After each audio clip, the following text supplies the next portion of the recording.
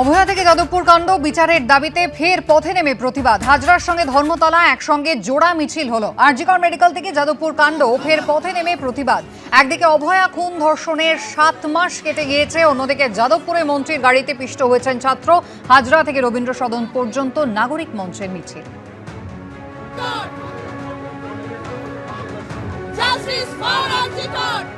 পুলিশের কাজ করছে, ওটা তাদের রুটিন কাজ করছে, সেটা করুন, তারা তার কাজ করবেন, এটাই তো স্বাভাবিক, সেটা করুন।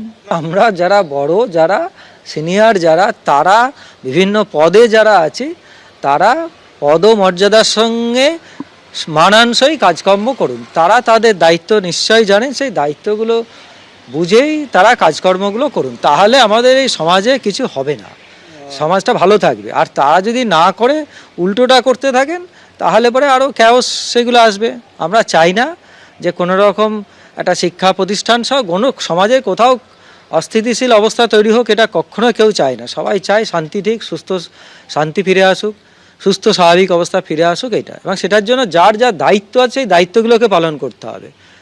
প্রশাসন মানে রাজ্য সরকার এবং কেন্দ্রীয় সরকার, প্রশাসন এবং আমাদের আদালত, সুপ্রিম কোর্ট এই মামলাটা হঠাৎ করে সুমোটো নিয়ে গিয়ে আমাদের অনেকটা ব্যাকফুটে ফেলে দিয়েছে। সুপ্রিম কোর্ট কেন সুমোটো নিয়েছে সেই প্রশ্নের উত্তর আমাদের জানতে হবে।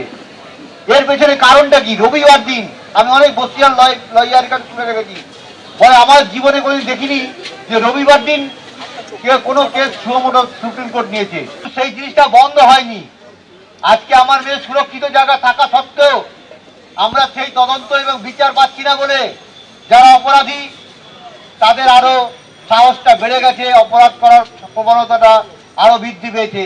এই যে সরকার, একে বোঝা উচিত ছিল যদি এর বিচার আমি দিতাম, কিন্তু বিচার তিনি দেবেন কি করে? তিনি যে অপরাধ করে রেখেছেন, এই হসপিটালগুলো যে পরিস্থিতিতে চলে সেটা তো উনি ভালো করেই জানেন, আমাদের মুখ্যমন্ত্রী নিশ্চয়ই জানেন। সেই জন্যই উনি আমার মেয়ে যাতে বিচার আমরা না পাই, সবার আগে সেই ব্যবস্থাটাই করেছেন উনি ওখানে।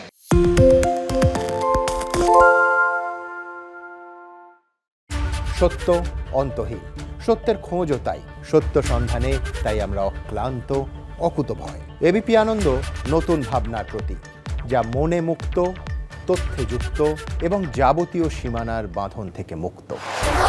সীমা না শব্দটির মধ্যে লুকিয়ে আছে মানা শব্দটি, যেন চোখ রাঙানি এক অদৃশ্য বেড়াজাল, যা আটকে রাখে আমাদের এক ছোট্ট গণ্ডির মধ্যে। একমাত্র সঠিক খবরই গড়ে তুলবে এক মুক্ত সমাজ। সেই জগৎ গড়ার লক্ষ্যে কোনো সীমানার ঠুকুটি আমরা মানব না। এবিপি আনন্দ এগিয়ে থাকে, এগিয়ে রাখে।